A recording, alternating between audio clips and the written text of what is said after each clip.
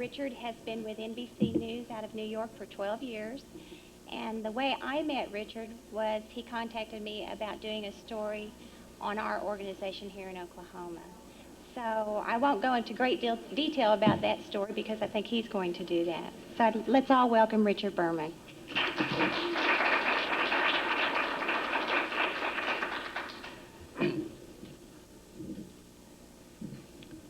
I think I'm supposed to say that I'm not Betty Heiserman because we were originally scheduled in there. So if anyone wants to know about infant stimulation, you go in there. Otherwise, I'm here to talk about publicity. How am I doing so far? We came out and did a story about Dana, and the fact that we did that in Oklahoma City reflects one of the areas I first wanted to talk about, and that is how I think an amateur can succeed in publicity where a professional might fail for a lot of reasons. But I'd like to go into how Dana's story came about, because I think it exemplifies how what someone might think would be a local story or someone might not pay much attention to can turn into a network story. And I was out here doing a story in Norman about aviation weather for NBC News, and I saw a little item in the Oklahoma Gazette about the death of the local TV kids television show. And it was about folks from Oklahoma City, Miss Fran and Ho-Ho the Clown and 3D Danny, and I don't know if any of you are from Oklahoma City and remember any of these people. Hello?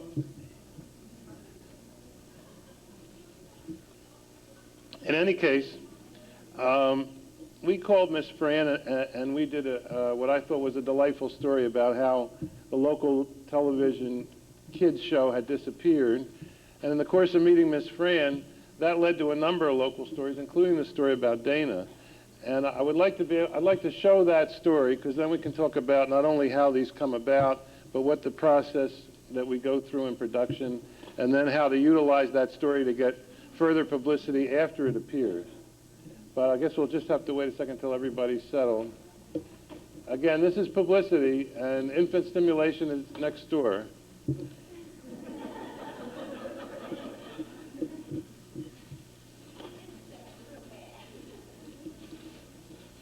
That's okay. So anyway, if Dana wouldn't mind pushing the button, this is the story then that appeared on NBC about her program.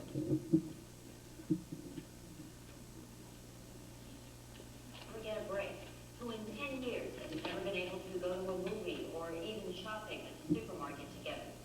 This is the life of many parents of emotionally disturbed or handicapped children.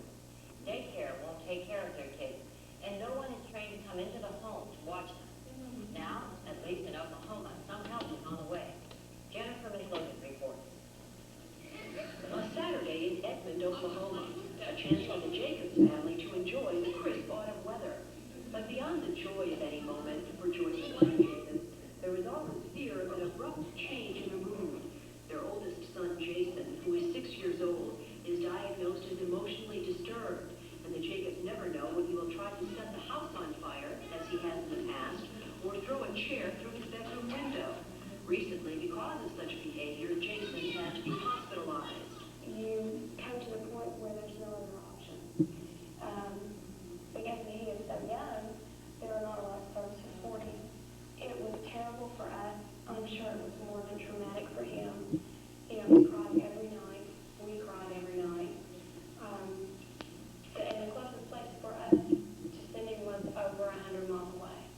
Dwee Williams is a single woman who chose to adopt 2 special needs children when no one else would have them. Her son Jimmy has no arms, no legs. Jimmy needs round-the-clock attention. And 10-year-old Jasmine has a disease that impairs her growth. She stands as tall and weighs the same as a 2-year-old child. Our emotionally disturbed kids, or our special needs kids, are the kids that eventually become, unfortunately, the responsibility of the system once again. Because if I'm to run down to care for my kids, somebody's got to care for them. Parents of children with special needs could have passed the burden of caring for them onto the state. Instead, many parents choose to do it all themselves, saving taxpayers in this country millions of dollars each year. The parents say the least the government can do is give them a break or a respite every once in a while. For some, that moment has finally arrived. It's called respite care. These children are being taken off for a day of organized play by newly trained professionals who watch them while their parents enjoy a weekend ranch vacation. For the kids, it's a new surrounding. For most of the parents, it's the first real break they've had in years. My husband and I basically have never had a vacation alone by ourselves because we never had anybody to come to our home and take care of our son. Dana Baldridge, the mother of a handicapped child, started a program called Positive Reflections. In addition to providing respite weekends, it's one of the first programs in the country to train people to go into the home and work with special needs children. Until now, parents feared what would happen if they left their kids with anyone else, even for a moment. You have to take the child with you for fear what they might do to the babysitter might do to them. Many marriages break up because of the strain. Being real upset about it, I tried to talk about it to his daddy, but he didn't know what to say or do, and didn't know how to feel about it. So we asked, don't talk about it, change the subject. Is there something else you can talk about? You know, and I thought, well, hell, if you don't care, who does? Oklahoma state officials believe that professional respite care will not only save money in the long run, but free parents to go shopping or out to a movie once in a while. We're trying to demonstrate that this is a low-cost, humane, effective program that helps families stay together, thus avoiding the cost of institutional care, which is good for the taxpayers. Judy's picture is nearly complete, and thanks to Dwee Williams, there is hope for his future. Mothers like her say they are bearing their special burdens with joy, and when their spirits flag every once in a while, it means a lot to know a break is on the way. Jennifer McLogan, NBC News, Wagner, Oklahoma. Thanks to Jennifer and to Richard Berman who produced that story. And that's our news. Tomorrow morning, be sure to join Maria Shriver and Garrett Nutley. Well, that's Dana's program. And interestingly, it all was generated out of an article in the Oklahoma Gazette. And the folks that I work with in New York City, the way they come up with a lot of their national story ideas are from very small newspapers. I subscribe to about 20 out-of-town papers, which I try to clip every day. So the point I guess I'm trying to make out of that is a lot of people feel intimidated or think, you know, what I'm doing here doesn't matter, it's not going to get any attention. And in fact, what you're doing here is probably just what they're looking for, but you have to have the nerve and the relentless pursuit that Dana has engaged in to get the media to pay attention to your story, and now she's talked us into doing another one about her. So the people in New York, at least, and at the networks, are constantly looking for interesting feature stories, and they're just surprisingly approachable. And they tend to have a partiality towards something that has already been in print. So that if you have a program or story, and if you can get it written up in a local paper, there's actually a good chance, if you send it to the network, that you might get some coverage. Just out of curiosity, how many of you are involved in actively seeking publicity for something? Okay. And how many of you are here because you're interested in starting up a publicity program? Okay.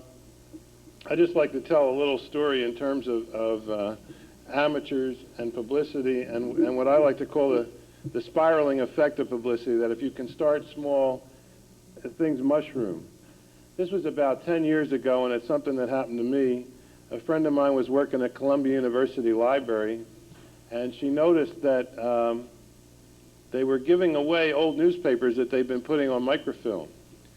And she brought me a copy of Horace Greeley's New York Tribune from 1844. And I called the Columbia University Library, and I got the man in charge of who oversaw the newspaper collection. It was a section called Gifts and Exchanges. And I told him I had this newspaper, and I asked him if I could have another one. And he said, oh, no, we're much too busy to give away a newspaper here and there. We're discarding the whole collection. So I said, well, what if I came by with a truck? And he said, oh, then you can have them all. So a friend and I rented a truck, and we drove to Columbia University, and we left with 100 years of the London Times, from 1800 through 1900. And I lived in a fourth-floor walk-up apartment, and my friend and I carried all these newspapers up to the fourth floor, and they took up, it was a studio, and they took up the entire room. My sister called it a high-rise for roaches. They were all the way up to the ceiling. Well, just at that time, I met a guy who was starting a magazine. And he said, you know, this would make a great story for my magazine. It was an entrepreneurial magazine. And he said, would you write this up as a magazine article? And I said, yes. And so I wrote an article, and it was called How I Was Given $100,000 Worth of Rare Historical Newspapers, and You Can Get Some Too.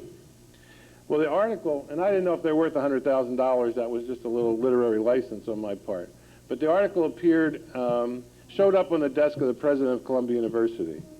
And there was a furor at Columbia, and the Columbia newspaper sent a reporter and a photographer to my apartment, and they took a picture of me sitting on the newspapers with a scotch in my hand and looking pretty self-satisfied over this. And so they picked up on the $100,000 figure.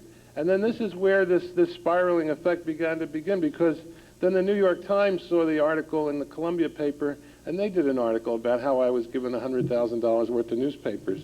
And Eyewitness News in New York saw that, and then they came to my apartment.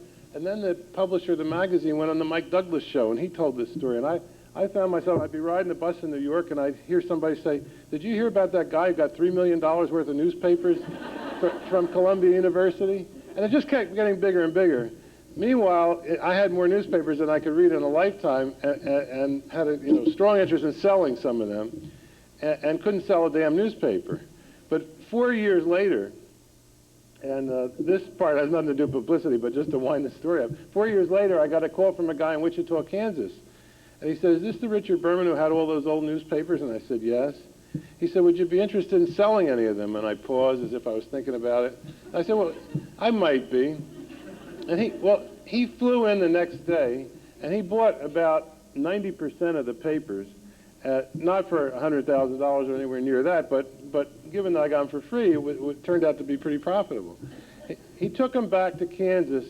He put them in a mine in Kansas, and he convinced the son of the Beach Aircraft Corporation to go in a national business selling my newspapers nationwide.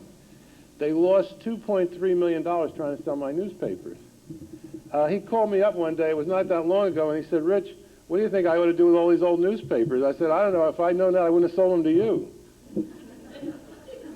But that was an example of something that started as pretty much nothing and just blew out of proportion. And so I guess the point is there, in most cases, when you're trying to get publicity, you take your small little article in your little paper that you get initially, and you Xerox that and you send that out to larger papers or to a wire service or to the TV stations. And then let's say you're able to effectively turn that into a larger story. Then you take all that material and you staple that and you add that and you send that out to a larger entity so that the publicity can begin to grow and that people start, I think in your case, people are now coming to you, right, unsolicited. So it's a spiraling effect of publicity. I'd like to talk about some of the possibilities for events that you can stage, possibilities for brainstorming, possibilities for thinking up things that might not ordinarily occur to you.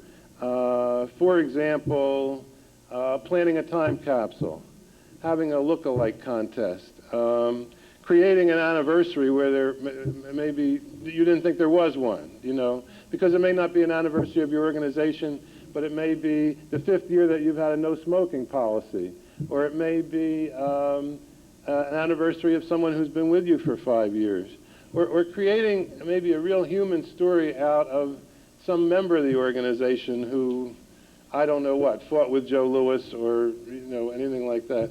I like to have a little play-by-play, and not while we're going along. What are any particular publicity problems somebody's having in the group right now? Nobody's having any problems right now. Or some particular challenge that you're trying to get attention to, or a cause you're trying to bring attention to. Give me an idea of what your thinking is. Yes?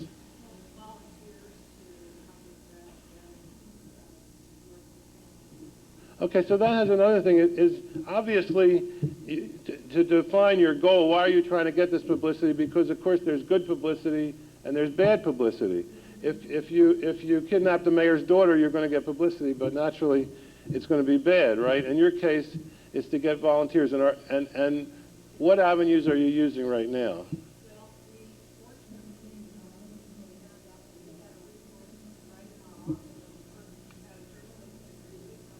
Uh-huh.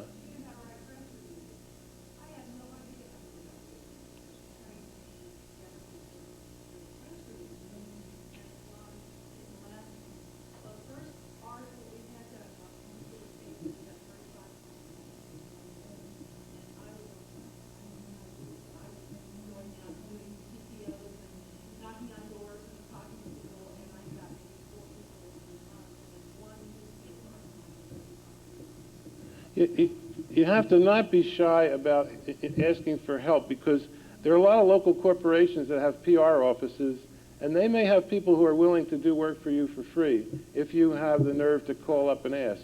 The same thing with local universities where kids are studying journalism or broadcasting, and they might be delighted to do some PR work for you for free. And there is a lot that, at least to get publicity on a large scale, you're laughing.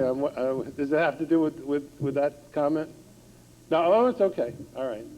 Because sometimes there are humorous events that surround some of these things.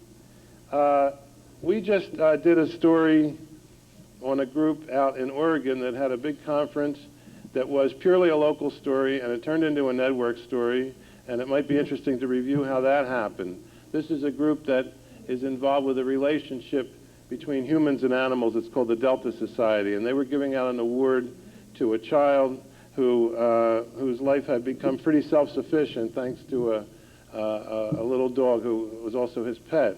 And they asked, how can we get some publicity for this? And the local station wasn't even planning to cover it at that time. But I told them to contact the guy in New York who is in charge of syndicating stories for the network. And every television network, in addition to the stories you see on the air, syndicate stories to all their affiliates. They send stories over satellite to their affiliates who have the option then to use them or not in their local programs. So you may be watching the local news at 5 o'clock, you'll see a national story. That's how that comes about. So they called this guy up and said, we're doing this, would you be interested in covering it? And he said, well, if you can convince your local station to cover this story, he said, then I will put it on the satellite. So what happened is they then called the local station and said, NBC News in New York will send this story out as a syndication if you will cover it.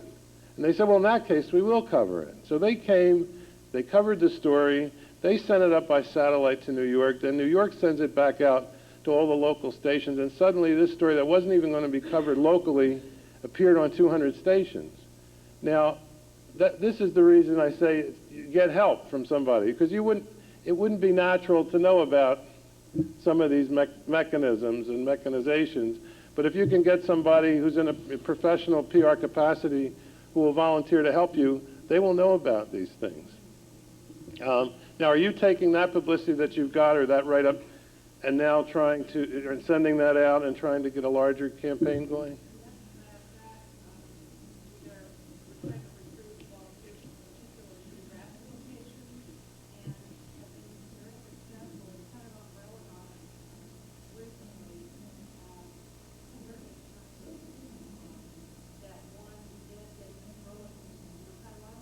Yeah. Another point I wanted to touch upon is who to contact locally. If let's say you see that in the newspaper someone is doing stories that are, let's say, very sympathetic to issues surrounding children, or someone on television is consistently doing these stories, then if you have a program related to children, that is the person to contact.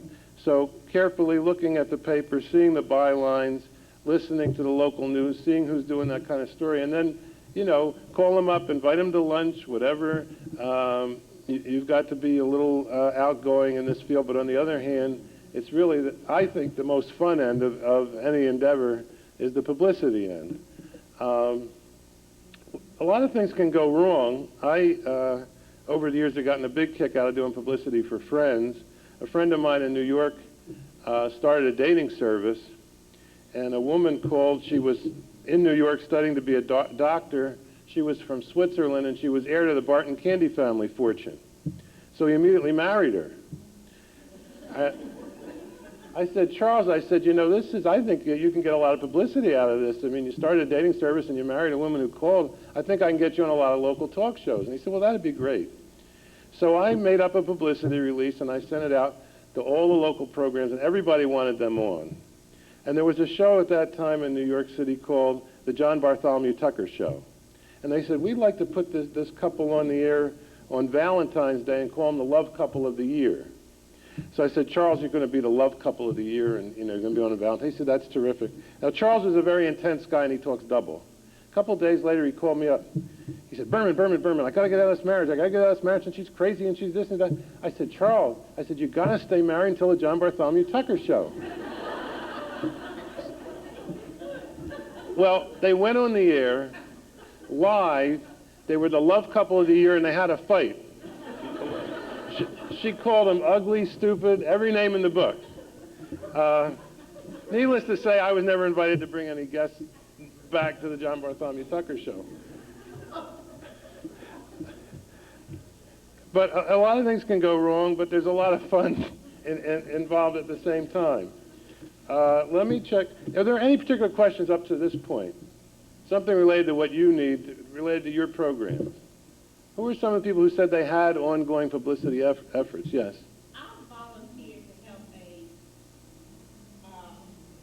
a United Way organization who say that they have low visibility in this community because they're on the wrong side of town, et cetera, et cetera. And I'm from out of town where I've been networking with people and have come from that point. But because I'm not from here locally, I don't know who to put my finger on to say, how do you solve this problem for this side of town? Because technically, I know that it is impossible for the media to target this area and say, we're not going to support this organization. The media is not doing that. But who do I go to find out who to go to for each, those kinds of things?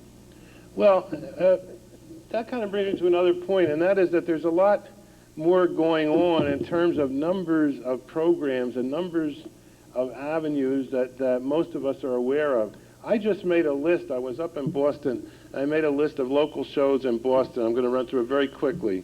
Newsroom Hotline, Eyewitness News Almanac, First 4 News, Eyewitness News, the I-Team Hotline, Impact Series, Women, Evening Magazine, Money Sense, Coming Together, Eyewitness News Conference for kids only, community auditions, prime time, speak out, soapbox, public service announcements.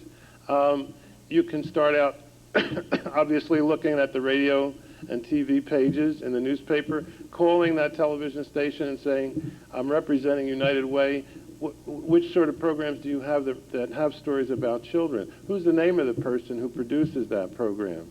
And then calling that into, it's sort of, it's really a networking process, but not just saying, I'm interested in having you do stories about the United Way, which is a not very inspired way of approaching this, but maybe going to that United Way group and saying, okay, who do you help?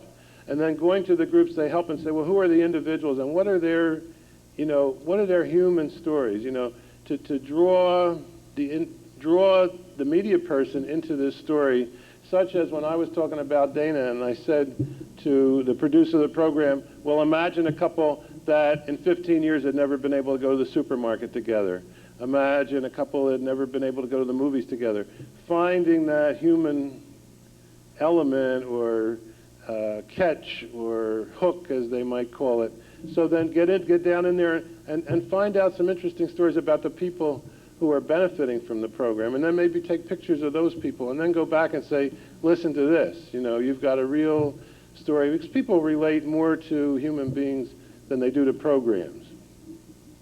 Was that a good answer? Okay. Really, even just using the yellow pages and looking up broadcast stations, newspapers, and being a little aggressive about talking to these people. And the other reason that an amateur has a good edge over a professional is a professional might call a program once, and if they turn him down, he'll say, well, you know, I got to come back to these people again with some other client, so I'm going to leave them alone. If you're an amateur, you might call 20 or 30 times. And of course, if it's a not-for-profit subject, the media is going to be more partial to you, you know. The professional public relations people, they have a relationship with, but there's not that humanity and there's not that same, you know, kind of rapport that you can develop. And of course, there's a big advantage to getting publicity over paid advertising besides the fact that publicity doesn't cost you any money. And that is the editorial credibility that you get out of being covered as a context of a news program rather than something that's self-serving. So,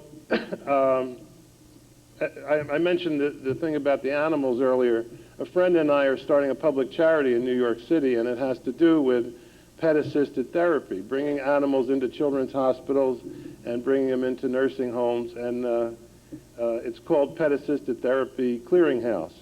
The first thing we're going to do is have a local celebrity autograph auction. Now, a couple weeks ago, I wrote to Jimmy Stewart, and I asked him to draw a picture of Harvey the Rabbit for me and sign it. And he did. So it's amazing what people will do if you are obnoxious enough to ask for it. And we hope to raise a good bit of money, but we hope also to attract a lot of media attention by tying in with celebrities. So that leads us to another area of some kind of celebrity tie-in, a local celebrity tie-in, whether it's your local anchor who will give a tour of the newsroom or come speak for you. But using celebrities is a really effective way to get publicity any way you can. I'm sorry, I'm losing my voice. Anybody else on what programs you're working on or how you're trying to attract publicity for yourself? No one here has that problem. Yes, I'm sorry.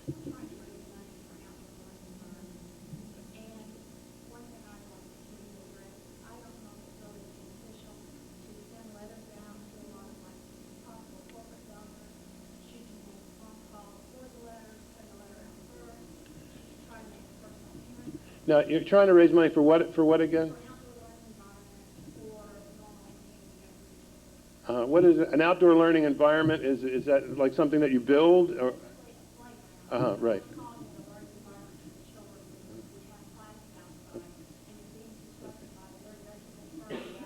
Okay. Now, is this firm, let me ask you this, have they built any of these anywhere else in the country? At the Pentagon. Okay. Because another thing I wanted to get to is, let's say you have a program like this or the one that you were talking about, and a good way to find out how to get great publicity is call around the country and call people who are doing the same discipline and say, how did you attract publicity? And listening to their ideas. I don't know if you're in touch with people who do respite programs in other parts of the country. Have you ever networked with them about how they attract publicity? So, but getting back to your subject, that's just one way to go about it. If they've built them elsewhere, say, who are the people who have built these in other cities? Call those people up and say, what did you do? Now, you can send out a direct mail piece and ask directly for money, and obviously a lot of people do that, and so it must be effective. But I would try to plan some kind of event or try to do more than that. I mean, I don't think that's going to, that may get you some direct donations, but I don't think it's going to bring a lot of attention from the community. I would try to definitely plan some event. Do you have that in the back of your mind? Is there something that can tie in with playgrounds that you can do?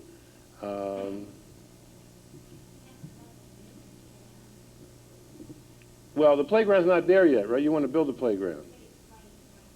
Yeah, it's hard to get coverage of something that doesn't exist yet in terms of TV coverage, unless maybe you could get some pictures of the Pentagon playground and you could go to local news and say, look how this is working, you know, in Washington, and we want to build this here, and offer them pictures of the Washington thing, and that gives them something visual to use for a story. The same thing with getting photographs of the thing at the Pentagon. Is that a good idea? Does that strike you?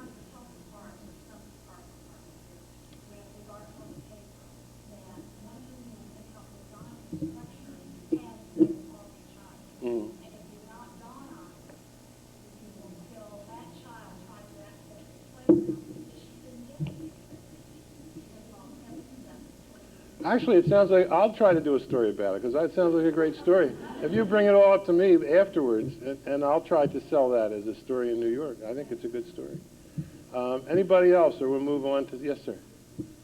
Best way to access them, if you've got something that you've gone locally, just write a bunch of letters, or one case I was involved in, I went to a celebrity that I had contact with, don't know somebody. Well, the people who tend to make the decisions, or at least suggest the stories, are people like myself who are called segment producers or field producers, okay?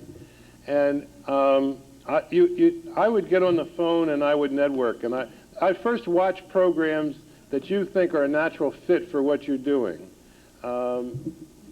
If you think what you're doing might fit in on the Today Show, let's say, then I'd call NBC and I'd ask for the Today Show.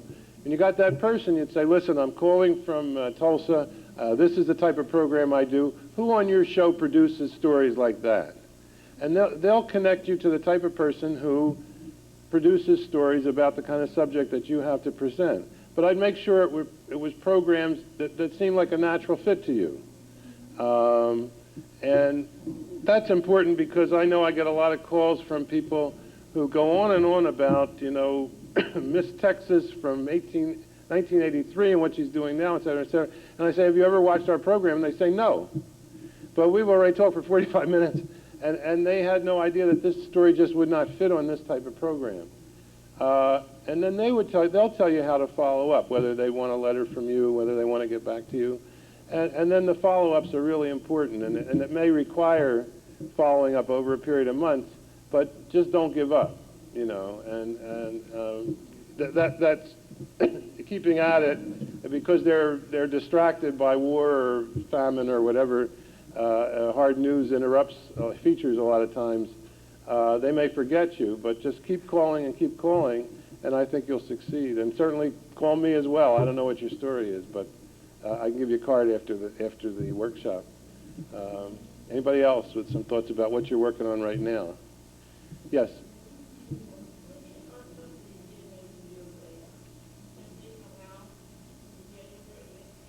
Okay.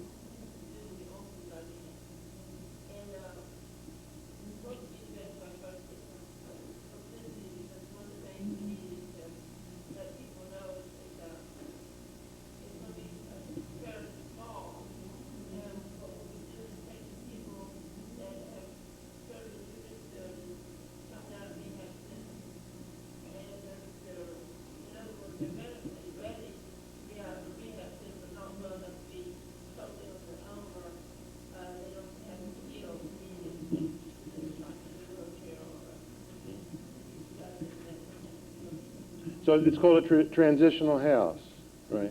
And is it the first, what area do you live in? What area, where is this happening? Is it in Tulsa? Uh-huh. And is it the first one in Tulsa?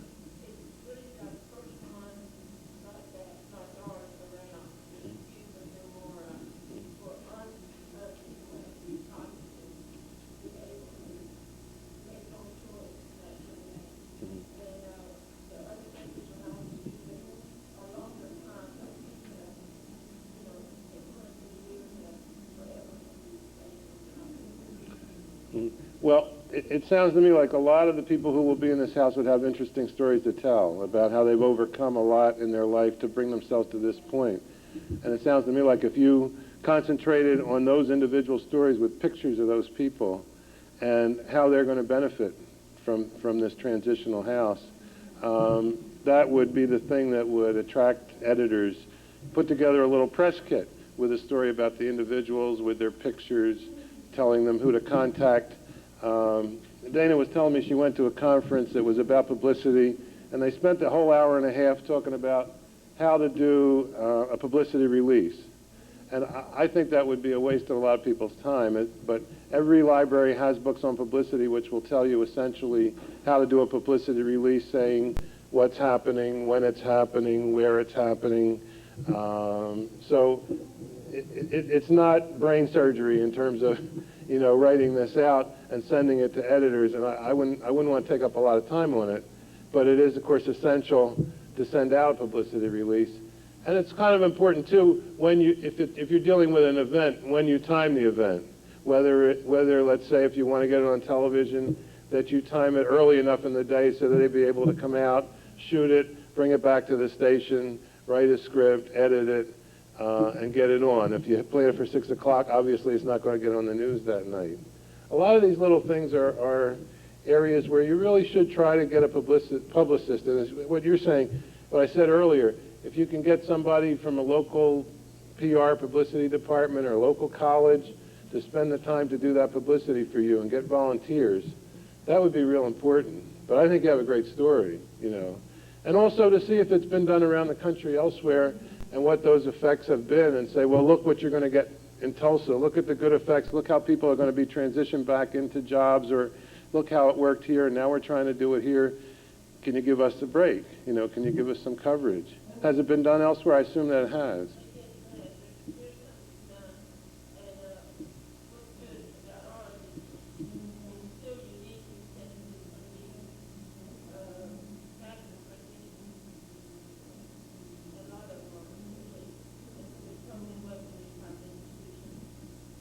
I also can imagine something like this in the long run saves the government a lot of money, because people are, right. So that's another sort of avenue or hook or peg. And yes, I'm sorry.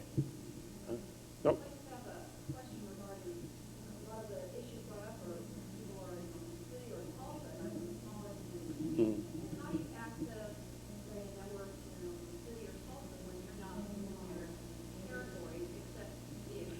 Well, oddly enough, and that's something else I was going to get into, you know, the number of avenues for stories, and this is another reason to try to get a volunteer publicist who studies these things, is growing at such an amazing rate that it'd be impossible for most people to know about it. For example, the Christian Science Monitor, which does a wonderful newspaper, they have a TV show called World Monitor. Now they're starting a cable channel, and they're going to have 24 hours of programming just designed with the sole purpose of, in their words, helping people. So that's 24 hours around-the-clock programming of stories like the ones you're telling me about. And they're located up in Boston. But it's not possible for people to know all this unless they're spending a lot of time studying publicity. You probably have a better chance getting on that cable channel than on your local station, you know. So I go back to what I said. Try to get a write-up.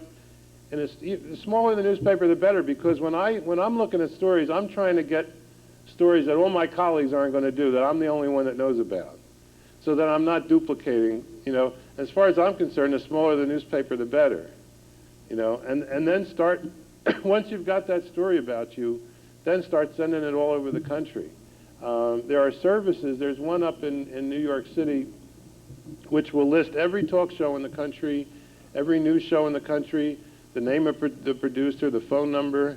I don't know. This service is called Media News Keys, and they're in 718 area code. You'd have to ask information, but it's a very reasonable service, and they update it every month. I'd get a hold of that, and that gives you all the addresses to keep pursuing and all the names of the shows. Because, you know, when I was referring back to my friend Charles and his dating service, I got him on Voice of America. I got him on shows I didn't even know existed, because I was subscribing to all these services at that time. So your chances probably are better getting a national news story than they are of getting your local station, if that means they have to drive 100 miles and spend any money, because money is becoming a very big factor these days, and stations are spending less and less, and you have to be more and more creative in terms of how to attract them, and really also helping editors do the story, because editors are lazy by nature, you know. And the more material that you can give them, first of all, if you can think up a great angle, second of all, in whatever way that you can hold their hand and do the work for them, makes it more attractive to them naturally to want to cover the story. Anyone else with a particular thing that you're working on now? Otherwise, I'll refer to these notes, because I have a lot more to say, but I don't remember what it is. Yes.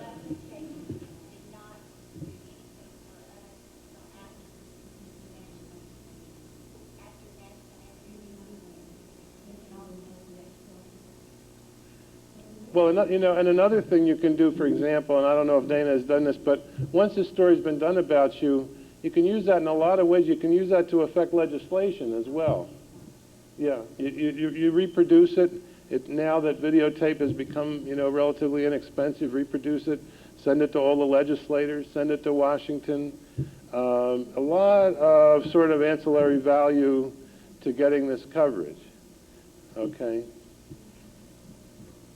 Let me move right along as soon as I find out what I'm moving along to.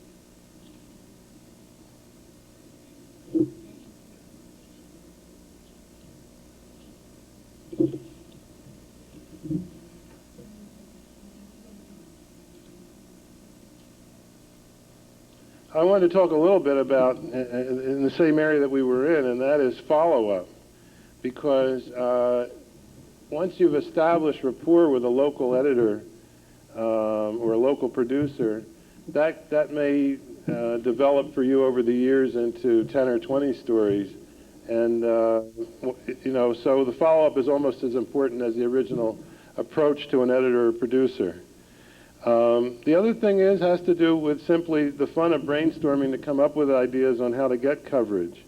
That's why I was hoping more people would come up with problems that they have here, and we could brainstorm together. Is there anyone who's real happy with their program and like to share what they're doing? Yes. Oh, in general you're happy with it, but would you like to share what you're doing to the people, the other people in the room?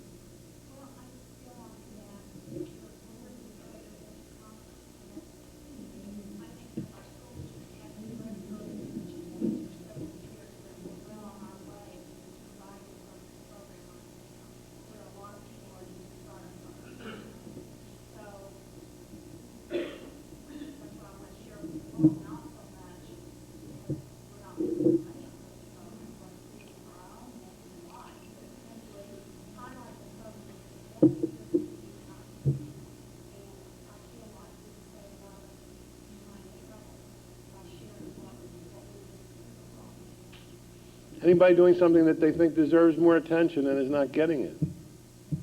I know you are, but I just know. Yeah. No, not the fellow back there in blue. Some of the reasons, we talked about goals for publicity, increased awareness, increased participation, increased donations, upgraded donations, enhanced image. These are some of the goals that you can get if you want to, go through the work. And there, I wouldn't try to portray it as not being a lot of work involved, but I would try to portray it as being a lot easier than a lot of people think it is. Another thing is local companies have what they call house publications. That is, let's say a local oil company will have this little house publication that only goes to its employees, but they'll print a lot of community service material, and they're another possibility to try to get your story out, approaching these corporations to put things in their house publications. What if you get a call, an unsolicited call from a newspaper or a TV station about a negative story? In other words, the reverse of what we've been talking about.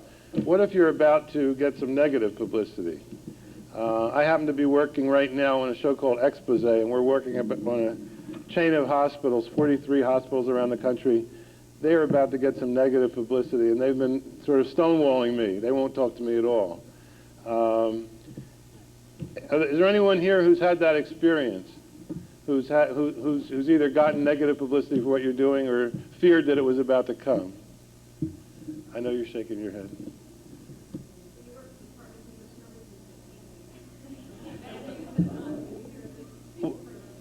What sort of things have happened?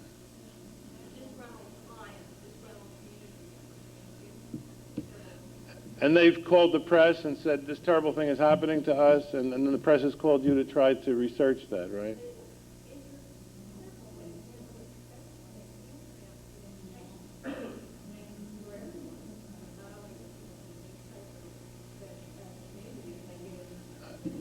I think it's always better to say, yes, come on in and let me show you what we're doing, than to absolutely refuse to be interviewed. But on the other hand, if you're the subject of a television interview, you don't you don't want someone to presuppose what the story is about and then plunk you in to make you look a certain way. So that sometimes you might be, as the subject of a television interview, they may be interviewing you and you find that they're trying to get a particular answer out of you and you don't want to give that answer, and so you may have to give the same answer 12 or 15 times, looking ridiculous to people in the room at that moment, but also achieving what you need to achieve so that your positive message gets out, or else nothing gets out but your positive message. I wanted to talk about a sidebar to the news, or piggybacking on the news. I have a friend named Eli who was interested in getting into direct mail but didn't have much experience. And Eli called the New York Times during the Gulf crisis, and he got a hold of one of their business editors, and Eli said, you know, he said, very few people are doing direct mail during the crisis over in Iraq and Kuwait. He said, because they feel people are too distracted by the Gulf crisis to pay attention to direct mail. And the fellow said, is that true? And Eli said, yes. Well, Eli didn't even know if that was true, but it sounded good to him. So the fellow said, well, I'm going to do an article about that, and he proceeded to call all the major advertising agencies and direct mail agencies in New York and ask them if this was true. Are they cutting back on their direct mail because of the Gulf crisis? And they said yes. So about 3 weeks ago, a major article about this came out in the New York Times, quoting J. Walter Thompson and Eli. And Eli suddenly became a renowned expert on direct mail, and he's now getting all these calls from banks and insurance companies who want to use him. So this was sort of an example of piggybacking on a national event. If you see a national article in Newsweek or Time or something and it relates to children and somehow relates to your program, you might call up a local newspaper and say, listen, there's this national attention to this issue, and we do this here locally, and we'd have some comments on this, so that they could make a little box or sidebar out of you, and then you manage to piggyback your local issue onto a national issue. Have you ever had that experience? Have you seen something about respite care on a national level and gotten involved?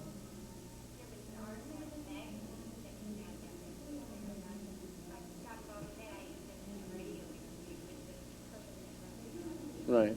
Well, I know, and I haven't even mentioned radio, which is obviously another outlet, and call-in shows, even these television editorials, which you may see something outrageous happening, and you're angry about that, and you may convince them to let you do an editorial.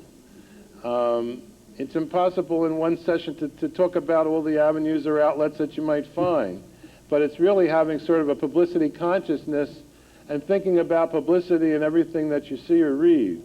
And if you do that, some of these things are going to, begin ringing bells. Specialty magazines are another area.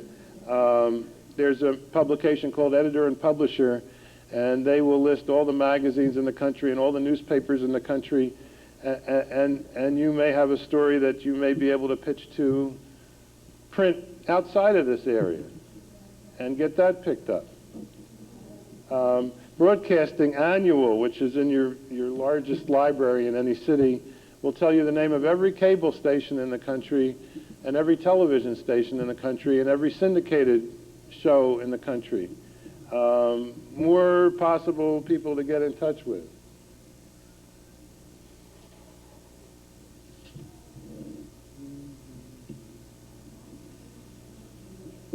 The issue sometimes comes up, how much does publicity cost? And how much does it cost to run a publicity campaign? And of course, basically, unless you're staging a big event, a costly event, you're mainly just dealing with telephone calls and stationery. That's why I think it's so effective. Something that's happening more commonly now is something called a publicity news release. And that is, you're making your own tape about your program. This is more expensive, of course, and then sending that out on your own to all the stations in the country. I think it's a much more difficult way to go. A lot of people say to me, should we go out and hire people to do videotape? And I think it's a lot easier to get somebody else to spend the money to cover you and gives you a lot more editorial credibility than when you go out and spend the money on your own to cover yourself and then try to get them to use your tape. And often they won't, because it won't fit in with their format or one way or another, or they may have an editorial policy that says, you know, we're not allowed to do that. So for the most part, if anyone had that in their mind, and I don't know if you did, I recommend against spending all that money unless you can get some people who are studying video to come in and want to do this at their own expense. Convince them to do that, that'd be fine. There are more and more kids today whose parents will buy them video equipment, soon about to put me out of business. Any other, yes, I'm sorry.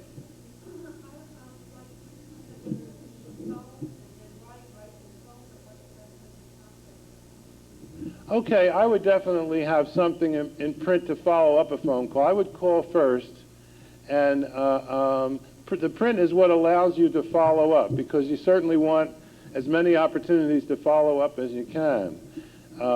In fact, when the person may say to you, I'm very busy, can you send me a letter or something? You say, well, yes, I'm just making one up, and I'll send you one, and then I'll call you. So then that's giving you a third way to follow up. I'd call first, but I'd have something ready in print to send them.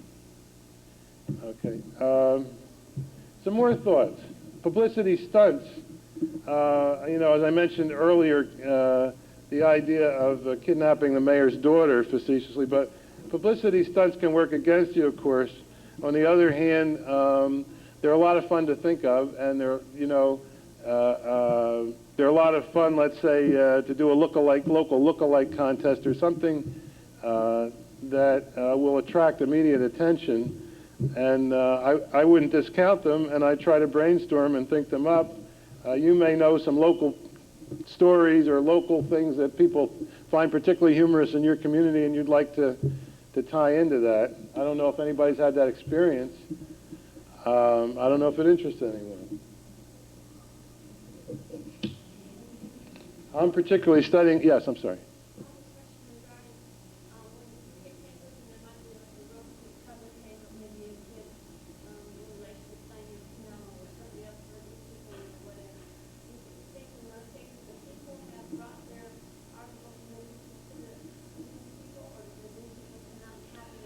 Well, this is just, it's Easter, and we want a nice Easter picture, and they got in the paper, and why them and not you, or something, do you mean?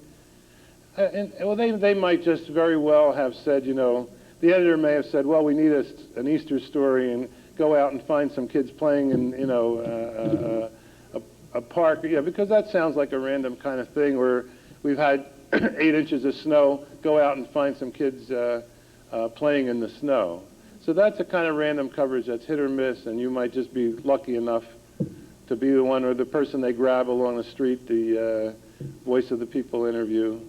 I don't think it'd be kind of hard to set that up. Any other thoughts? Anything else? Anybody like to talk about television coverage in general, or what happens at the television networks? Yes?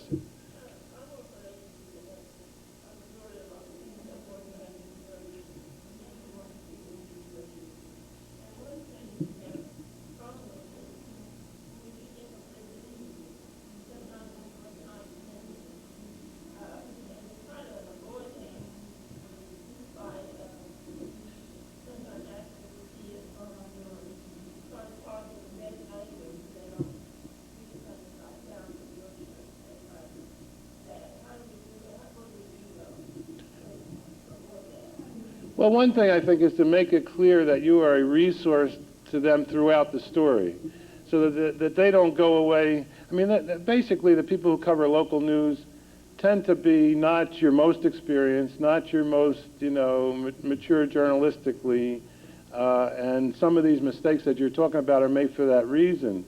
So you can say to them, listen, we would like to be a resource to you throughout the story. If you call us up when you've got it prepared for accuracy, let us help you in some way. Here's a problem we've had in the past. Tell them people have done condescending stories. We'd like to help you avoid doing that. So please give us a ring. Tell us what you're planning to do. And also you follow up with them. If it's a newspaper story and you say to them, when's this going to appear? And they say in 2 weeks. You said, do you mind if I call you after a week and see how it's going? And do you mind if I call you after a week and a half to see how it's going? And just hang in with them all the way. and that won't be any guarantee that they won't make the same mistake again. But at least it's giving you a better chance to see that it doesn't happen. I was getting back to the subject of television networks in general, which is something I know a bit about. Sometimes people like to chat about that or give their opinions or find out how some things work in the news divisions. No one here? Yes?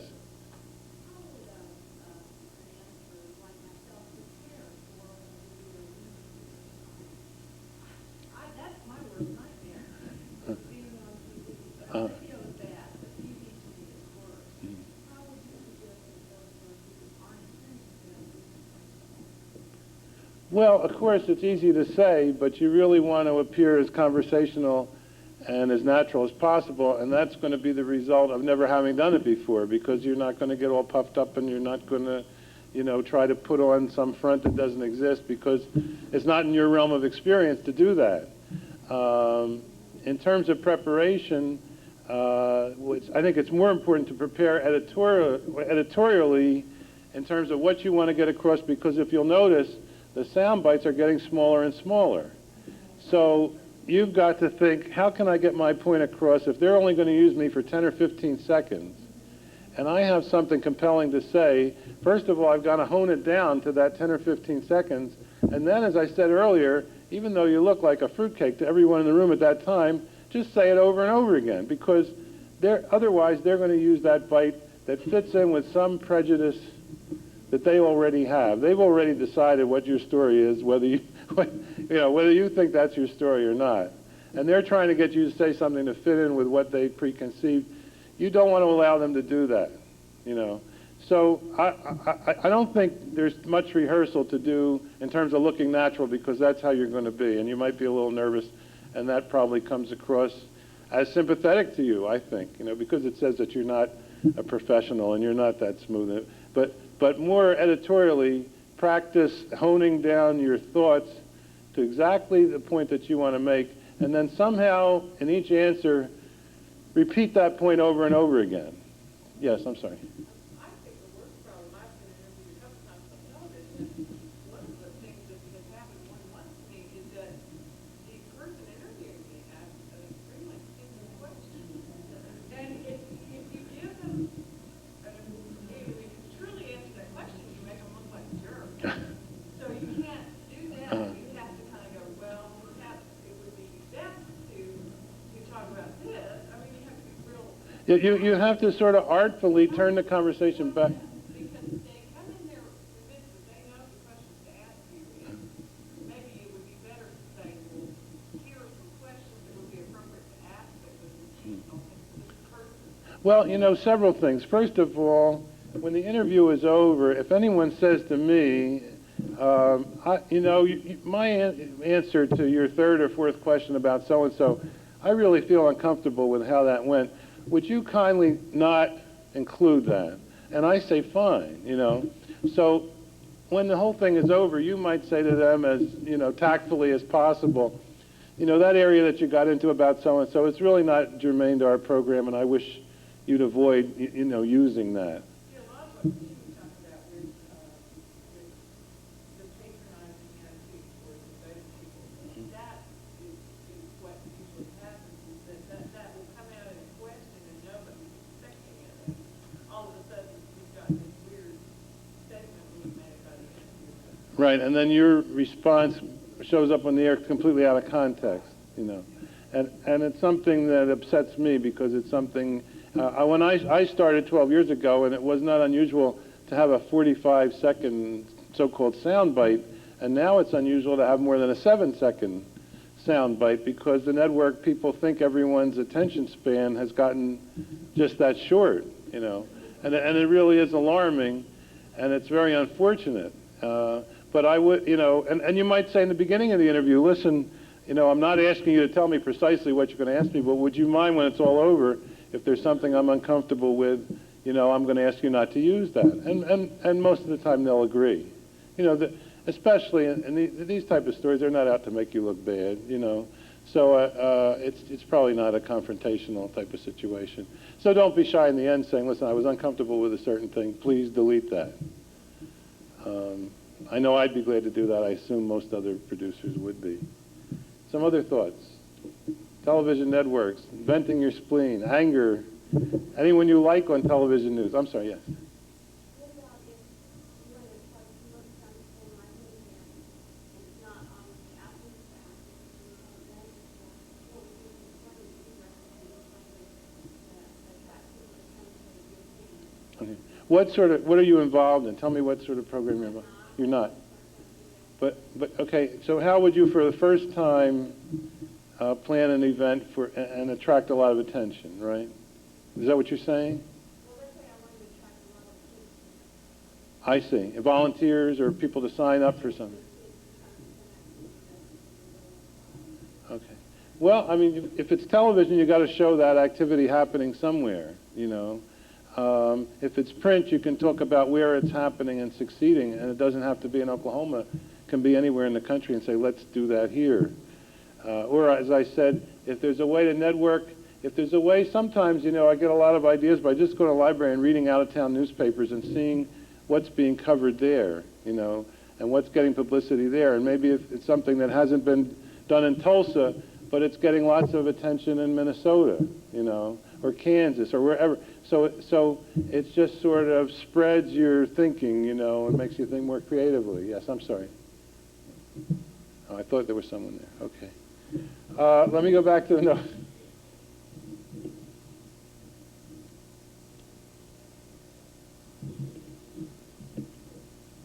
Am I touching on the questions that you came in with, by the way? Is there something that, it's an area we haven't covered that you think we should, yes?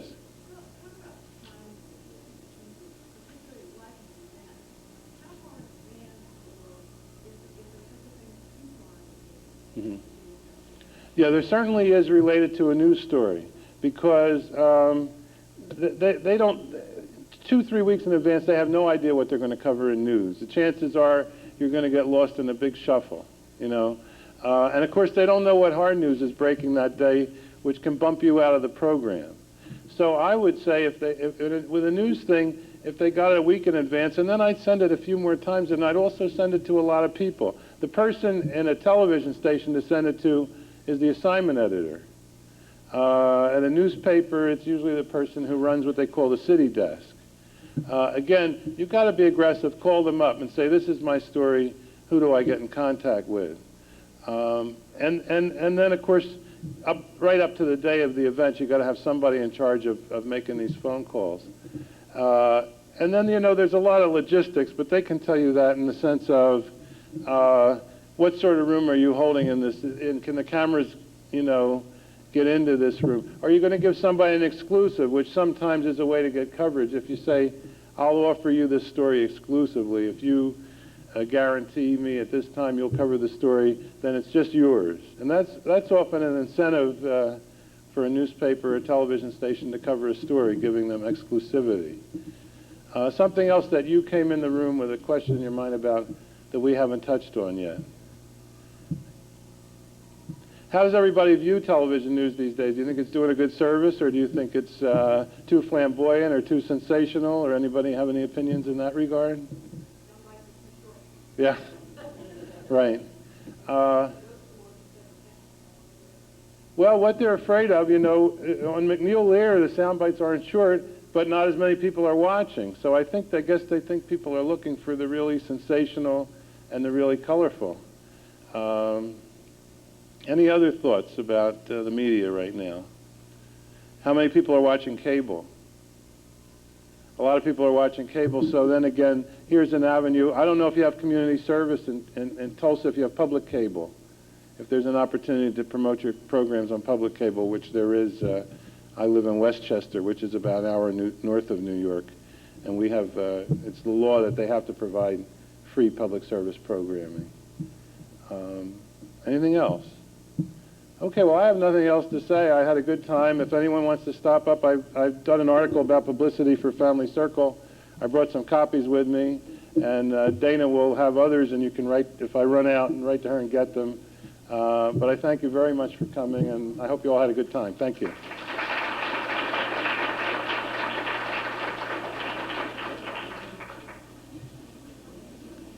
Hi.